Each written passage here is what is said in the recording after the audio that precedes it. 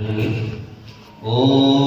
भूर्भुवः स्वाहा तत्सवितुर्वरेण्यं भर्गो देवस्य धीमहि धियो यो नः प्रचोदयात्।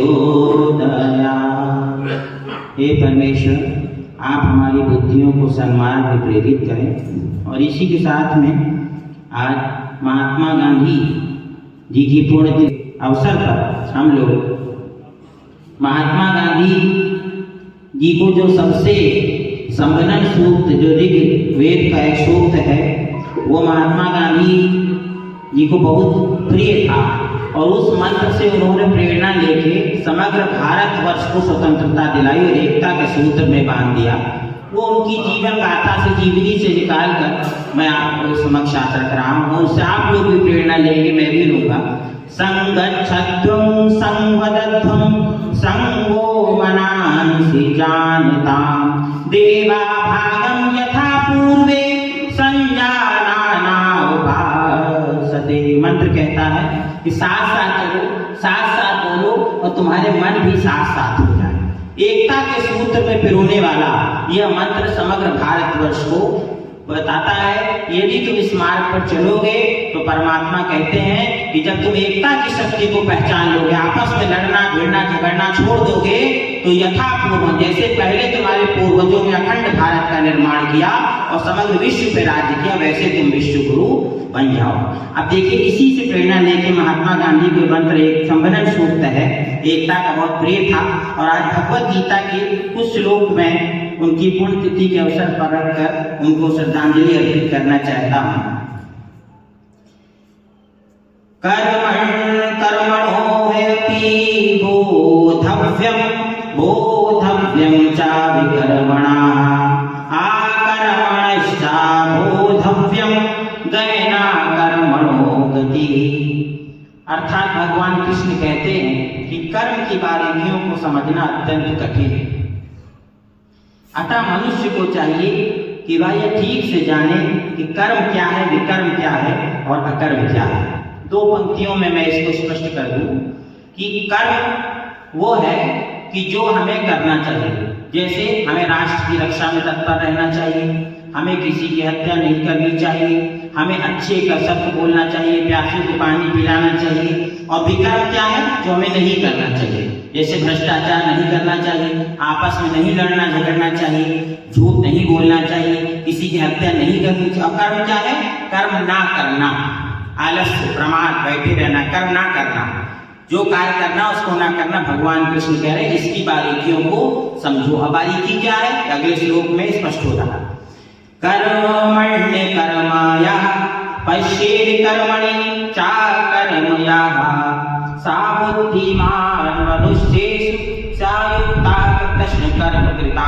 भगवान कहते हैं जो भी अर्थ मैंने बताया इस अर्थ को जो जानता वो बुद्धिमान नहीं है। अगले श्लोक में जो बात कही इसको जो जानता वो बुद्धिमान है। कौन बुद्धिमान है, कह रहे हैं कि जो मनुष्य कर्म में अकर्म और अकर्म में कर्म देखता है और सभी मनुष्यों से बुद्धिमान है। सब प्रकार के कर्मों में प्रवृत्त रहकर की दिव्य स्थिति में रहता है। अब कर्म में अकर्म कैसे हो गया, यही पे समत्युष्ट है। यही भगवत गीता का जो ज्ञान प्राप्त कर लेता है वो अब्दुल कलाम जी की तरह राष्ट्रपति बन जाता है, क्योंकि भगवत गीता उनको बहुत प्रिय थी। अब कर्म में अकर्म समझ लीजिए क्या होगा।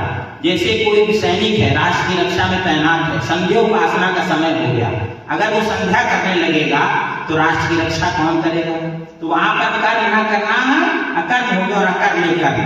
जैसे कोई व्यक्ति हत्या किसी के ना करना ये कर्म है और करना अकर्म है।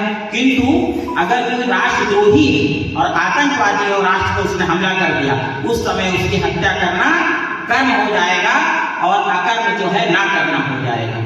हो जाएगा कि नहीं हो जाएगा, कोई आतंकवादी हमला कर दे तो यही कर्म और अकर्म का भगवान कह रहे हैं कि भेद समझ लेता है। वहां भी खून बह रहा, रक्त बह रहा, उसके भी परिवार होगा, वो भी हमारे आप की तरह इंसान, मगर वो चूंकि आतंकवादी विचारधारा का है, सैकड़ों लोगों को मारने आए, इसलिए उसको मार देना ही उचित है। यही भगवान कृष्ण अर्जुन को समझा रहे हैं। तो यही भगवत गीता का मुख्य ज्ञान। और इसके बाद जो 2 श्लोक मैं और रखूंगा और बहुत संक्षिप्त में अपनी बात को कह दूंगा गागर में सागर की तरह, और वो बहुत जरूरी आज के परिप्रेक्ष्य में। मुझे लग रहा है कि धर्म को लोग समझ नहीं पा रहे हैं, उसको समझना आवश्यक है। संन्यास आश्रम के विषय में भगवान कहते हैं, संन्यासस्तु महाबाहो दुःखमाप्तुं योगता योग युक्तो मुनिर्ब्रह्मा चाचिरणादि गच्छति। अब संन्यास भगवान कह रहे वो नहीं है जो केवल गिरुआ कपड़ा पहन लेता है और सबको लड़ाता भिड़ाता है। सन्यासी कौन है? कह रहे हैं जो भक्ति में लगे बिना केवल समस्त कर्मों का परित्याग करने से कोई सुखी नहीं, वो सुखी नहीं हो सकता। जो कहे मैंने सब त्याग दिया, मैंने सब त्याग दिया, हल्ला कर मैं सन्यासी हो गया, केवल त्याग देने से नहीं होता।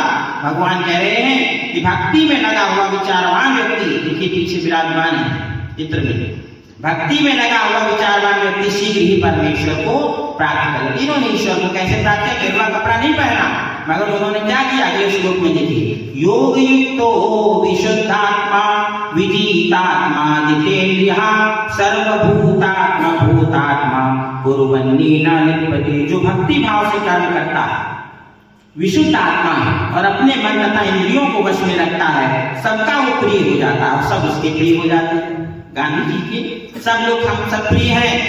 और अभी मैं मौन रख रहा था, मुझे लग रहा था जैसे महात्मा गांधी हमें आशीर्वाद दे, मैं उनसे विनती कर रहा था, प्रभु भारत को आप जो है फिर से एकता के सूत्र में बांधने के लिए सबको अंतर प्रेरणा करिए। अब आप किस स्थिति में है? भगवान कह रहे ऐसा व्यक्ति कर्म करता हुआ भी कर्म के बंधन में नहीं बनता।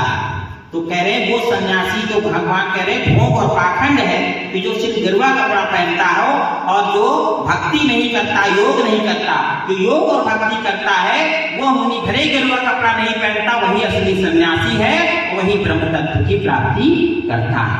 वही जो कर्म करता है, और कैसा कर्म करता है? भक्ति और योग का कर्म करता है, सबको जोड़ने का। योग माने जोड़ना, योग माने जोड़ना, जो सबको जोड़ने का काम करे, तोड़ने का ना करे, वही असली सन्यासी है। तो ये भगवत गीता का वो दिव्य ज्ञान है जो संपूर्ण विश्व को आज शांति की ओर ले जा सकता है, और हमें विश्व गुरु ये भगवत गीता ही बना सकती है। इसी के साथ में एक मंत्र शांति पाठ का करके अपनी वाणी को विराम देता हूँ। हम सब लोग अभी मौन रख चुके हैं और हमारे राष्ट्रपिता के लिए शांति पाठ का एक मंत्र देते। ओम सभी लोग सीधे जो है बैठ जाएंगे, स्पाइनल कॉर्ड को सीधे रखेंगे और ज्ञान मुद्रा बना लीजिए। ऐसे तर्जनी को अंगूठे से जोड़ लेंगे, इससे ब्रह्मांड से पवित्र ऊर्जा हमें प्राप्त होगी। ओम देव शांतिरंतरिक्षं